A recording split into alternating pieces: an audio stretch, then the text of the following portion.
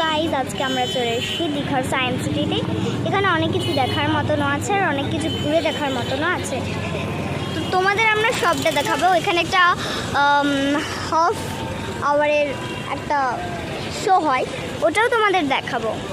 এখন টিকিট ঘরে টিকিট কাটা হচ্ছে। এই যে এটা হলো টিকিট ঘর। ও দেখো চাকাগুর দোকান ভালোই চলছে।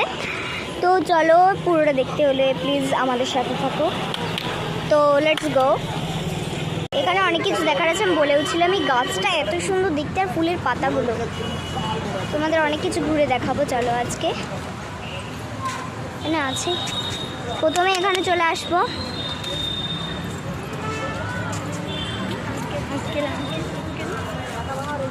তো বাকি জায়গা চলে যাই। চলো এটার ভিতরে ঢুকি। চলো তোমরা কিনে নিতে পারো।